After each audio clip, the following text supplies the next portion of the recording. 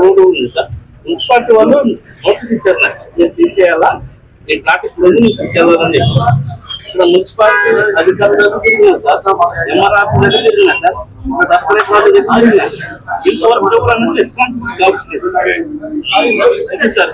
ఇది అప్పటి నుంచి ఉంది సార్, ఇంత గుర్తు ఉంది సార్, ఇంత గుర్తు ఉంది, కరెంట్ బిల్ ఉంది, అన్నీ ఉన్నాయి సార్, కానీ పట్టించుకోవడం లేదు. ఏమన్నంటే మేము చేసాం పో, మేము చేసాం పో అంటున్నారు సార్. ఏమన్నంటే మున్సిపాలిటీ ఏమన్నా చేస్తాం అని అంటున్నారు, కానీ ఇంతవరకు సార్. ఈరోజు ఆర్డీఓ ఆఫీసులో ఆదోనిలో బైపాస్ బాధితులు చాలామంది బైపాస్ రావడం వల్ల మా ఆస్తులు నష్టపోయినాం, మా ఇళ్ల మీద నుంచి బైపాస్ పోతా ఉంది, లేదా మా స్థలాలు పోగొట్టుకుంటా ఉన్నాం అనే బాధతో చాలా కాలం నుంచి పోరాడుతున్నారు. వాళ్ళని దృష్టిలో పెట్టుకొని ఒకవైపున బాధితులు, వాళ్లకు ఉన్నటువంటి అనుమానాలు నివృత్తి చేయడానికి ఒకవైపున అధికారులు, ఇంకోవైపున ఆర్డీఓ గారు కానీ, ఎంఆర్ఓ కానీ, రెవెన్యూ సిబ్బంది కానీ, ఒకవైపు నేను, అలాగే పట్టణంలో ఉన్నటువంటి ప్రముఖులందరినీ కూడా పిలిచి ఈరోజు 2 గంటల పాటు ఆర్డీఓ ఆఫీస్లో సమావేశం నిర్వహించడం జరిగింది.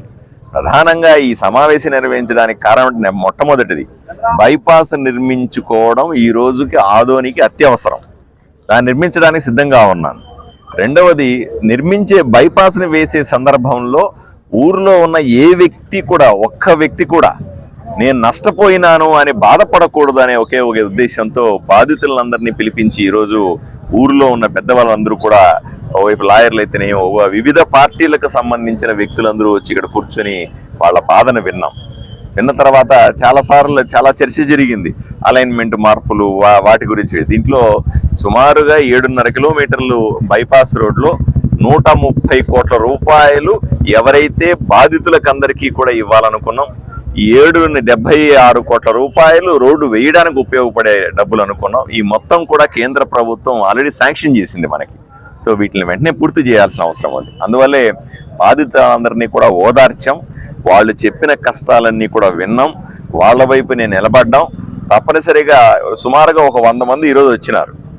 100 మంది వస్తే వాళ్ళు మేము సూటిగా అడిగినాం, అయ్యా డెఫినెట్గా ఇంతకుముందు గత ప్రభుత్వంలో తప్పులు జరిగిన మాట వాస్తవమే. గతంలో ఉన్నటువంటి ఎమ్మెల్యే తన అక్రమాల కోసం, తన అక్రమ లేఅవుట్ల కోసం ఏదో విధంగా డీవియేషన్లు మార్చి అధికారుల మీద ఒత్తిడి తీసుకొని వచ్చి ఏదో మిమ్మల్ని ఇబ్బంది పెట్టిన మాట వాస్తవం, అన్నీ కరెక్టే. కానీ అసలు ఆ మనిషే లేడు ఇప్పుడు, అతను ఎమ్మెల్యేగా లేడు, ఇప్పుడు నేను ఎమ్మెల్యేగా ఉన్నాను. ఎవరైతే తప్పులు చేసినాడో, ఎవరైతే రియల్ ఎస్టేట్ వ్యాపారం చేసినాడో, ఎవరైతే దీని ద్వారా అత్యధికంగా లబ్ధి పొందాలనుకున్నాడో ఆ మనిషి ఇక్కడ లేడు. సో కాబట్టి ఈరోజు మనం అతని దృష్టిలో పెట్టుకొని ఎంతసేపు నిందిస్తూ ఉంటే కూడా లాభం లేదు. ఇంతకుముందు ఎమ్మెల్యే ఇట్లా చేసినాడు, అట్లా చేసినాడు, ఇంతకుముందు ఎమ్మెల్యే దుర్మార్గాలు చేసినాడు, ఇంతకుముందు అట్లా చేస్తా అట్లా చెప్పుకుంటూ పోతే అంటం లేదు. ఈ రోజు ఊరిని అభివృద్ధి చేసుకోవాల్సిన అవసరం కూడా ఉంది. కాబట్టి ఏదో విధంగా ఈ సమస్యను కొలిక్కి తీసుకొస్తాం. ఇదే సందర్భంలో ఓ ప్రతిపాదన కూడా సబ్ కలెక్టర్ గారు చేశారు. ఏమంటే ఇప్పుడు బాధితులకు ఎవరైతే ఉన్నారో వాళ్లకు ఇవ్వాల్సినటువంటి నష్టపరిహారం కొంత పెంచి మాకు సరిపోతుందని, కొంత పెంచితే మాకు ఇబ్బంది ఏమీ లేదు అని వాళ్ళు కొంతమంది చెప్పారు. ఇంకా ఒక 25 మంది వాళ్ళ కన్సర్న్స్ చెప్పారు, వాళ్ళ సమస్యలు చెప్పుకుంటూ పోయినారు. వాళ్ళ ఆ 25 ఎవరైతే మిగిలినారో వాళ్ళ 25 మంది సమస్యలు కూడా వ్యక్తిగతంగా మళ్ళీ వింటామనుకున్నాం. ఎవరికైనా ఏ సాయం చేయగలిగితే ప్రభుత్వం వైపు నుంచి, నా వైపు నుంచి 100కు 100% చేస్తానని హామీ ఇస్తా ఉన్నాను. ఈరోజు బైపాస్ నిర్మించుకోవడం ఒకవైపున, రెండో వైపున బాధితులకు ఓదార్పు, బాధితులకు నష్టం తగ్గించడం, పూర్తి నష్టాన్ని తగ్గించడం. ఎందుకంటే ఇప్పుడు బాగా భూముల రేట్లు పెరిగినాయి. భూముల రేట్లు పెరిగినప్పుడు అంత రేటు నాకు రాలేదే అంటే కూడా ఇబ్బంది, అట్లా సాధ్యం కూడా కాదు. అయినప్పటికీ కూడా వాళ్ళకి ఉన్నంతలో ఎంత మ్యాక్సిమం చేయగలమో అంత రికమెండ్ చేయడానికి ప్రయత్నం చేస్తాను.